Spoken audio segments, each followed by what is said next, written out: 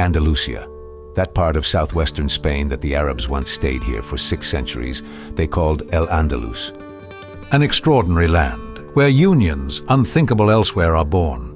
Here the union between Muslims and Catholics, who have shared the land for centuries, gave rise to fascinating Moorish cities with Oriental architecture, such as Seville and Granada. Here, when a very particular music created by guitars becomes engaged to the fascinating local girls, flamenco is born, a cultural heritage of humanity. Here, from the union between fruit born from a generous land that is combined with Andalusian tinted wine, in the presence of witnesses such as clove from Indonesia, vanilla from Mexico, and cinnamon from Madagascar, sangria is born. And always here, when the land kisses the sea, the magical result is the paella, which I eat together with the strong local beer, and whose cap, placed on the fork, marks the beginning of our Andalusian flamenco. A Spanish dance that, after a loop of 1,500 kilometers, will take us back to the starting point.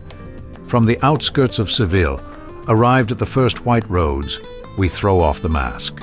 Not a spectacular day, but it is statistically proven that in April at most it rains 3 days, so no problem. We enter the ancient Roman city of Carmona, located along what remains of the ancient Via Augusta, a Roman road that led from France to Cadiz. The entrance is by the south gate, and from this you enter the historic part of the town, with those narrow streets and houses painted a dazzling white, a classic in Andalusia. No one is around, but at least in the semi-deserted square, a bar allows us to have a coffee and refill our water supply. We leave the city through the north gate, warmly greeted by a local resident.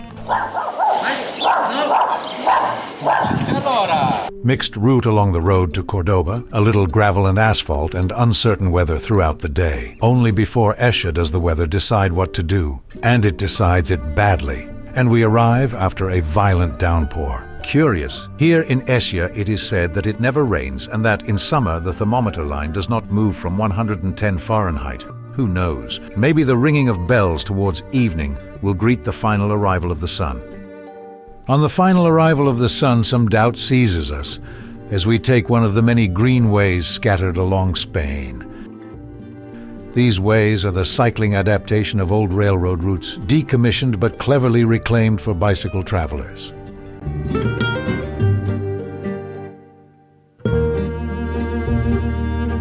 I swear sometimes it feels like cycling through those old Windows screensavers.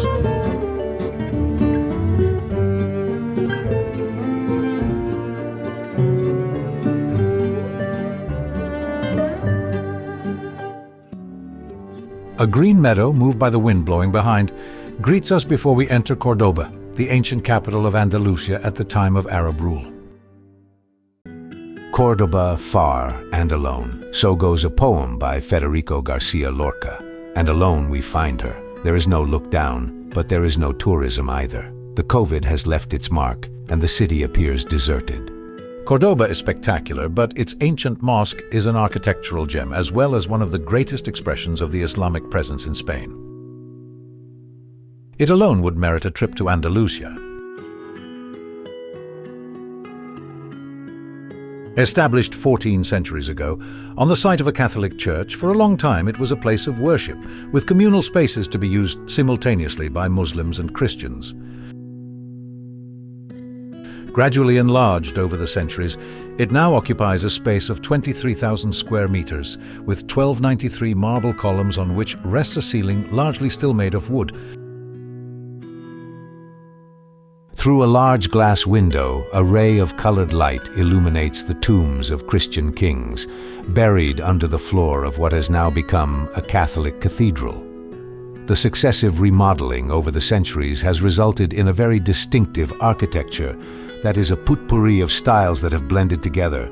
Arab, Renaissance, Gothic. Is one of the most visited places in Spain. After sunset, the artificial lights that illuminate the mosque break the darkness of the night and make it visible from far away, and the ancient place of worship seems to be covered in gold leaves.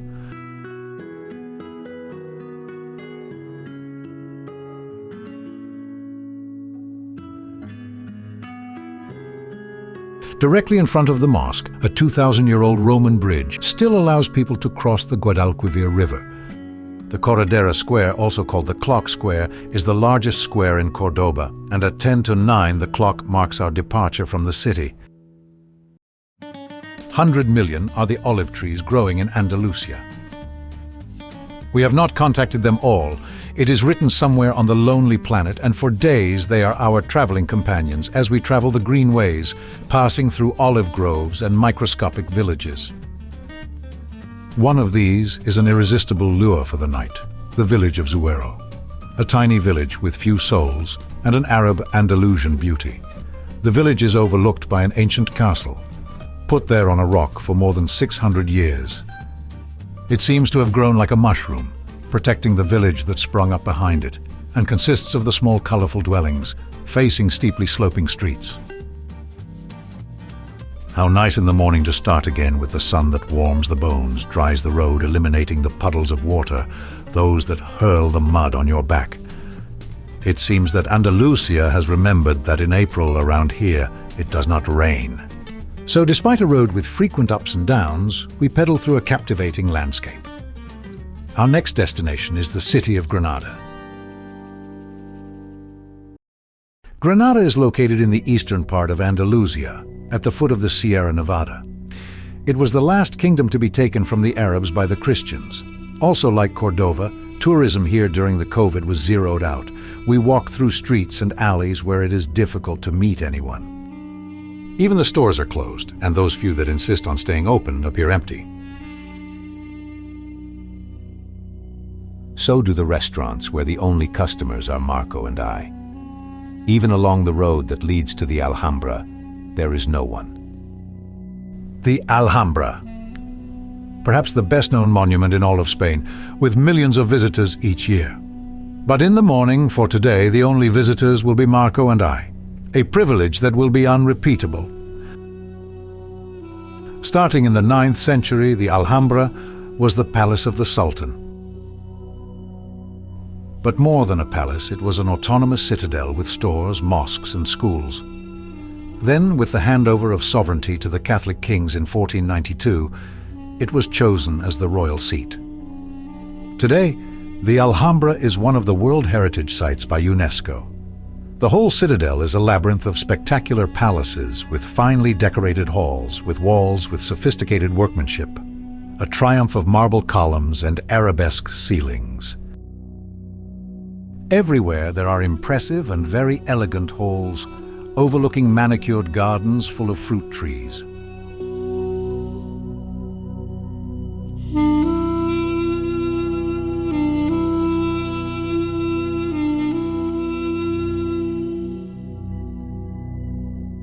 Walking through fountains, courtyards, and gardens takes several kilometers and a full day to visit the whole citadel. And when you get to the end, you suspect you have forgotten something. From a window of the Alhambra, you can glimpse the whole city, and in the background, the still snow-capped mountains of the Sierra Nevada. Bad weather all night, but in the morning we leave with sunshine. The temperature, however, after a night of rain, remains cold. After yesterday night, it is now 7 degrees centigrade. So the short pants are a message of optimism and hope. We are on our way to one of the most typical areas of Andalusia, the Tabernas Desert, the only desert geographically considered as such in Europe. The low clouds that accompany us from the early hours of dawn disappear during the morning.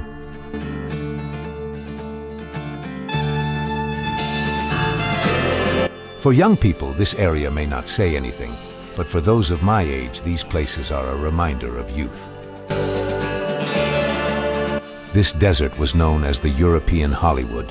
Around here in the 1960s and 1970s, all the spaghetti westerns were filmed, the ones that have made their mark in our movie theaters, like Once Upon a Time in the West or like A Fistful of Dollars. Today, the desert has been proclaimed a treasure of film culture.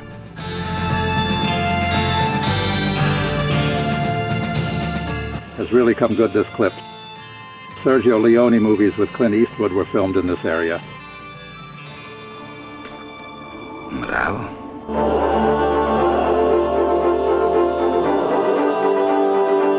The desert is around 900 meters above sea level, and from the last hill before the descent, the waters of the Mediterranean appear in the distance.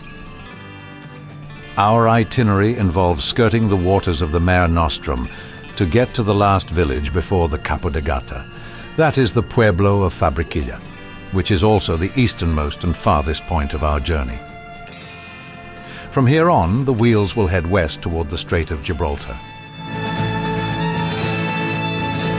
But first we will stop to rest in the city of Almeria. And here on a rise, we find the city's 1,000-year-old fortress, the Alcazaba, a palace of Arab origin, built high up to protect the city and the port. It is less imposing than the fortress of Granada, and also less well preserved, but it retains a certain charm, overlooking the seashore. From its walls, the view of the city is magnificent. Too bad that the visit is ruined by a serious accident that happened during the descent of the Tabernas Desert. Have you already looked at the wound? I pull off the patch and look now. Just a moment.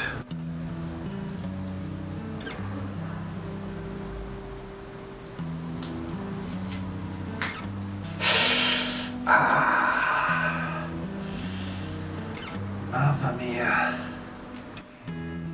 The journey is over. We don't get this one back anymore. Look, it's really split at this point. It's to be thrown away. Damn it, it was almost new. It was only 5 years old. And so, in the square of Valentine's Day, where boys exchange promises of eternal love using a padlock as a witness to their promise, on a sad morning, I entrust to the fence my beloved Brooks, companion of many journeys and many adventures. Today is a sad day, but show must go on. And the show continues, cycling in the morning with the sun at our backs. We immediately pass through a curious area. From the satellite, it looks like an expanse of salt flats, 350 square kilometers that are instead greenhouses for growing peppers and tomatoes. They're covered with a white polyester roof that, reflecting the sun's rays, makes the temperature in the area a degree lower than in those surrounding areas. I say this in a low voice out of superstition, but the weather would seem to have changed for the better. Anyway, we arrive in Malaga with sunshine. Malaga is stunning, full of colorful buildings that, lit up at night, become even more impressive. There's a strong wind over the city and over the cathedral, a church with a troubled history. The cathedral, after endless travails due to lack of funds, was left unfinished, missing the right spire, so the people of Malaga call it La Manquita. One cannot miss a visit to the Alcazaba, the Arab fortress of Malaga, which stands on a hill nearby the remains of an old Roman theatre. Part of Roman columns and capitals was employed by the Arabs to build the fortress. The architects used a lot of imagination, creating a marvelous series of water features, much appreciated by the Islamic sultans.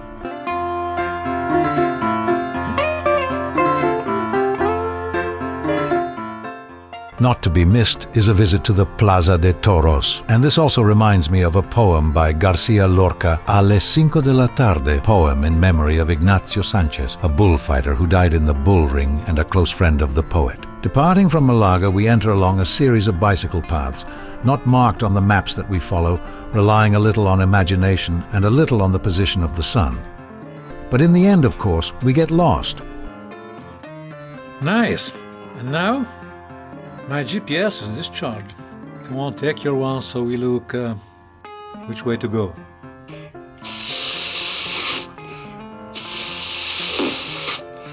Sorry, where did you take the GPS?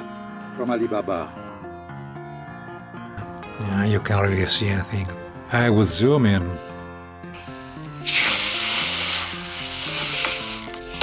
Yeah, Chinese stuff. Yes, but it's this way. Okay, let's go. I would have a suggestion. Don't trust too much in the cheap things bought on Alibaba. But fortunately, you don't need GPS to get to Gibraltar. Gibraltar is closed due to COVID. You can only see the outline by pedaling along the docks of the port. Algeciras also seems deserted, and the usually crowded departure pier for Africa seems empty with inoperative ferries. The central square, finely decorated with oriental-flavored majolica tiles, reveals its strong link with the Arab world, which is really very close, separated by a strip of sea. Algeciras for us is just a waypoint of passage. We want to reach nearby Tarifa, the southernmost city in all of Spain, and the closest point in Europe to the African continent. Of course, we face the climb to Tarifa in heavy spring rain. From a mirador, you can see well, to the right, the Rock of Gibraltar, while a little to the southwest appears the island of Palomas, the southernmost tip of Spain. Those coastlines that can be glimpsed in the background are the Moroccan Atlas Mountains. We enter through the gate that leads to the old town. We certainly did not expect to find a different kind of crowding than the towns we have visited in previous days, and in fact, the town appears deserted. Tarifa thrives on tourism and fishing. The former seems not to be there at all, while the small fishing boats at the harbour do not give the impression of being in use. From the beach, lashed by the wind, the Isle of Palomas appears clearly visible, but it is mysteriously closed to tourists. A castle, fake and built in the 1930 A seems to dominate port and town. The bunkers under the castle, on the other hand, are real with the loopholes ominously facing the sea. The concrete bridge connecting the land to the island is said to be the dividing point between the waters of the Mediterranean and the Atlantic, but we shall see that this is not the truth. And Azulejos reminds us that beyond those 14 kilometers of the Strait of Gibraltar, crossed daily by more than 300 ships, there is Africa. But the city of Tangier can be seen well only at night. The dominant element of this area, because of the Venturi effect on the strait, is the wind. And here is a paradise for kite surfers. This part of Spain, facing the Atlantic, has a drier vegetation with low trees. Overlooking owl shores of the ocean appears the Roman city of Belo Claudia, founded 2,200 years ago. Although it was a fishing town, it had some importance. But then a series of earthquakes was the cause of its ruin and abandonment.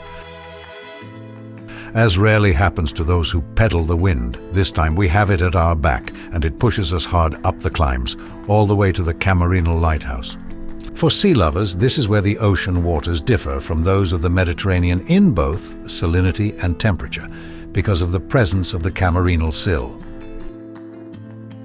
Just beyond, isolated on the beach, appears the Trafalgar Lighthouse, which brings to mind the mythical Napoleonic Battle of 1805. Then, always accompanied by the wind, we arrive at the city of Cadiz. Overnight stop, and also an opportunity to bike along the streets of the city, which saw the departure of Columbus caravels for his second voyage to the Americas.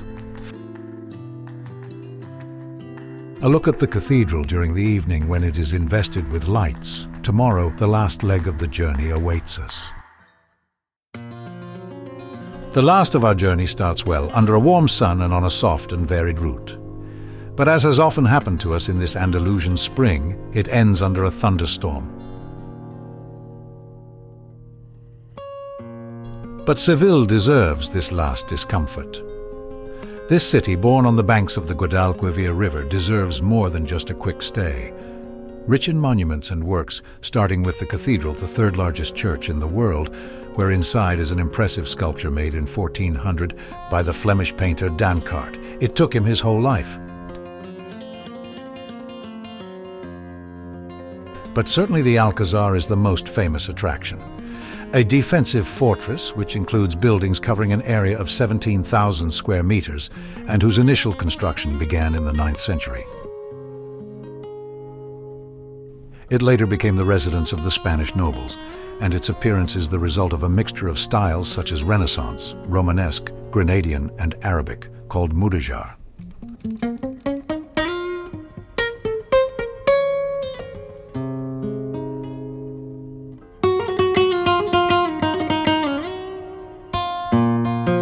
One gets lost walking through the courtyards, palaces, and rooms of the Alcazar.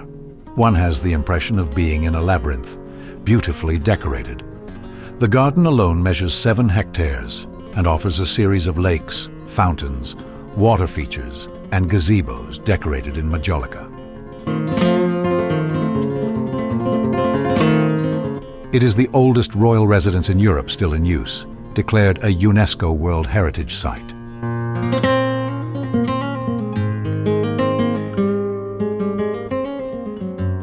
Our journey ends here, in the immense Plaza de España, built for the 1929 Expo, and also known as the Venice of Seville because of that canal that surrounds it.